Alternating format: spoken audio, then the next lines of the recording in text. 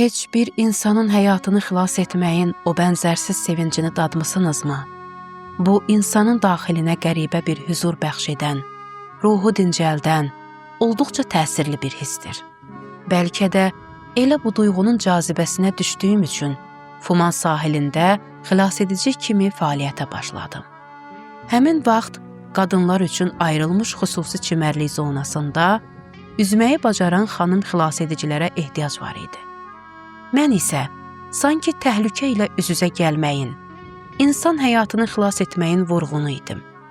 Sahildə olduğum müddətdə bəzən dənizin pıçıltısını dinlər, bəzən də suda çabalayan balaca qızların şaqraq gülüşləri ilə dənizin sükutunu bölüşərdim. O bazar ertəsi, saat tam 11-də isə ruhum bambaşqa bir aləmdə idi. Qəlbən bağlı olduğum o müqəddəs ayəni əzbərdən oxuyurdum. Həqiqətən Allah möminlərin canlarını və mallarını cənnət müqabilində satın almışdır. İmanı qəlbinin zinətinə çevrilən hər kəsin varlığını Allah özü alar və əvəzində ona əbədi saadəti, cənnəti nəsib edər. Mən bu nurlu düşüncələrə dalmışkən, uşaqların şən gülüşləri birdən-birə kəsilməyən fəryadlara və dəhşət dolu qışqırıqlara qarışdı. Səsi eşidən kimi yerimdən sıçrayıb qızlara tərəf qaçdım. Onlardan biri boğulurdu. Bir an belə tərəddüd etmədən özümü suya atdım. Həmin gün dəniz hiddətli idi. Coşqun dalğalar üzməyi çətinləşdirirdi. Lakin dalğaların o kiçik qızı ağuşuna alıb aparmasına imkan vermədim. Vaxtında yetişib onu kənara çıxardım. Mənim həyatım həmişə belə sınaqlarla dolu olub. Çünki mən fədakarlıq etməyi, qəhrəman olmağı sevirdim. Amma mən sadə bir insan idim. Adım da, evimiz də, hətta boya başa çatdığım kənd də adi idi. Fumanın Xudaşəhər kəndindən olan Zəhra dəqiqi. Uşaq olanda dünyanın ucu-bucağı görünməyən nəhəng bir yer olduğunu düşünür, daha böyük məkanların xəyalını qururdum. Xudaşəhərdən, Fumandan, hətta Gilandan da qat-qat böyük bir yerin həsrətində idim. O gün boğulmaqdan qurtardığım o balaca qızın nəfəsi bərpa olub, özünə gələndən sonra dərindən düşündüm.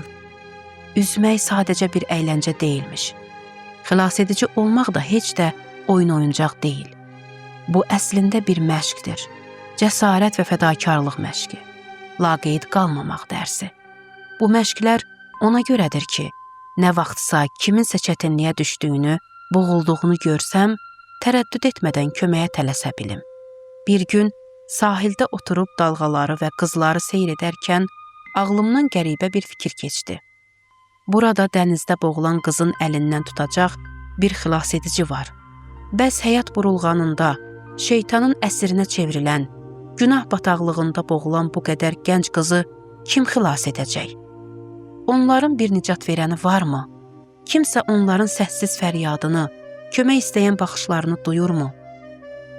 Həmin gün evə qədər göz yaşı tökdüm. İçimdə elə bir təlatüm qopmuşdu ki, bunun sonunun hara varacağını kəstirmək çətin idi. Bəlkə də məhz bu düşüncə qığılcımı mənim özüm üçün bir xilas ediciyə çevrildi və məni gündəlik həyatın yeknəsəqliyində boğulmaqdan qurtardı. Artıq qərarımı vermişdim. Məscidə cəmaat namazına gedəndə, məhəllənin kiçik qızları ilə həmsöhbət olmağa, onlarla səmimi dostluq qurmağa başladım. Bir neçə ay keçməmişdi ki, məscidin qadınlar bölməsində izdihamdan iynə atsan yerə düşməzdi. Ətrafım hər birinin özünə məxsus taliyi, dərdi və hekayəsi olan qızlarla dolmuşdu. Zamanla daxilən daha da güclənməli olduğumu hiss etdim. Dini elmlər hövzəsinə daxil olmaq qərarı verəndə çoxları buna təəccübləndi.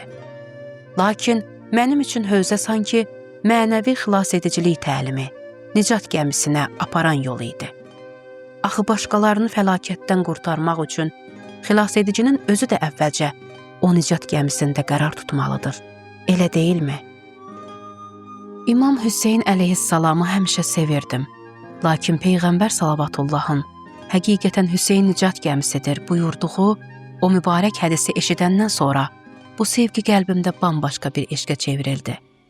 O vaxtdan bəri hər dəfə Aşura ziyarətini oxuyanda özümü dənizdə boğulmaqda olan o balaca qız kimi hiss edirdim. Ömrünü başqalarının xilasına həsr edən insanların çox hikmətli bir əvvəli və sonu olur. Əvvəli budur ki, gərək əvvəlcə insanın özü nicat tapsın. Çünki özü boğulan kəs başqasını xilas edə bilməz.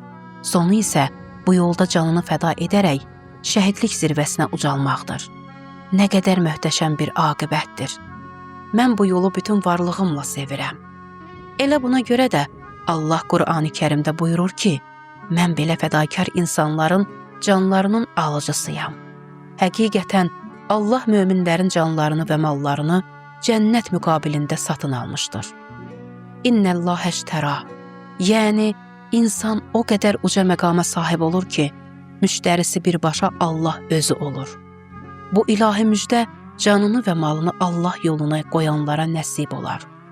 Varlığı haqqa məxsus olan kəsin işi artıq tamamdır.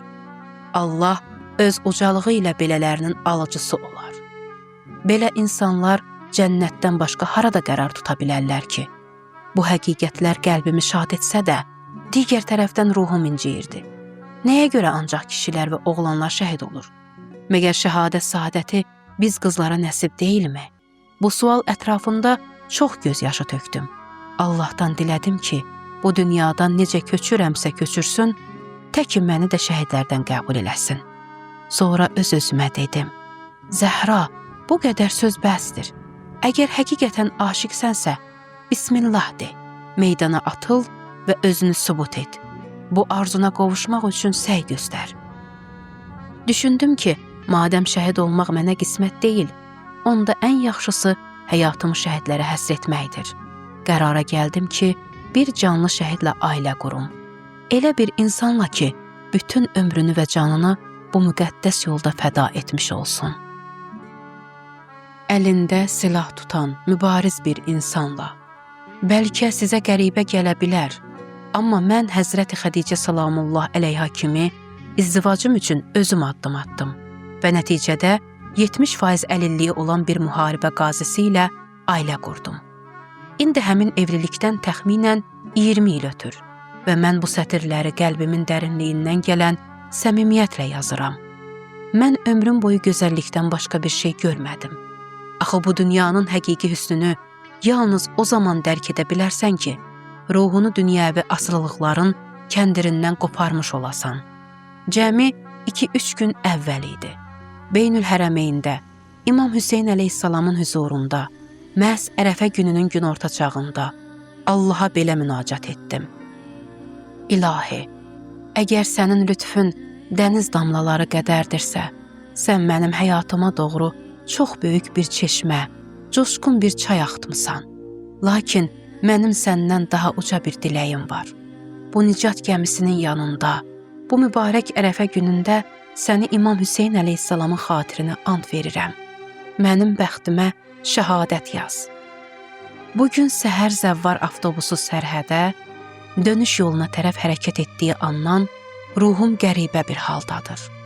Üstümdə bir yüngüllük, daxilimdə bir uçmaq həvəsi var. Bilmirəm, bəlkə də bu xatirə dəftərimin son vərəqi olacaq. Zəhra yaşlı, gözləri ilə öz xəyallar aləminə daldığı bir məqamda qəfil partlayış səsi və avtobusun şiddətlə sarsılması ilə sarsıldı. Xatirə dəftəri əlindən yerə düşdü. Qadın və uşaqların fəryadı, kişilərin ya Hüseyn sədaları göyə ucaldı. İlahi, nə baş vermişdi? Alçaq terrorçuların zəvvar yoluna yerləşdirdiyi nəhəng bomba partlamışdı. O dəhşətli səs, qulaq batıran qışqırıqlar və toz torpaq içində Zəhra ayağa qalxdı. Bir neçə cərgə arxada oturan həyat yoldaşına tərəf döndü. Sanki nəyisə aşkar görürmüş kimi qeyri-adi bir hüzurla səsləndi. Üzümüz İmam Hüseynədir, salam ver. Sonra özü İmam Hüseyn əleyhissalama salam verməyə başladı. Salamı bitər-bitməz ikinci partlayış baş verdi. Avtobusun pəncərə şüşəsindən qopan bir qəlpə Zəhraya dəydi və o yerə yıxıldı. Yol yoldaşlarının gördüyü bu idi. Lakin həqiqət tam fərqli idi. Dünyanın bu fırtınalı dənizində Zəhra nəhayət ki, özünü nicat gəmisinə çatdıra bilmişdi. Bir zamanlar sahildə boğulan və Zəhranın təlaşla arxasınca qaçdığı o balaca qızların əvəzinə, indi aləmlərin xilas edicisi onun ardınca gəlmişdi. İndi bu 40 neçə illik ömrün bütün yorğunluğu onun bədənindən bir dəfəlik silinib getmişdi.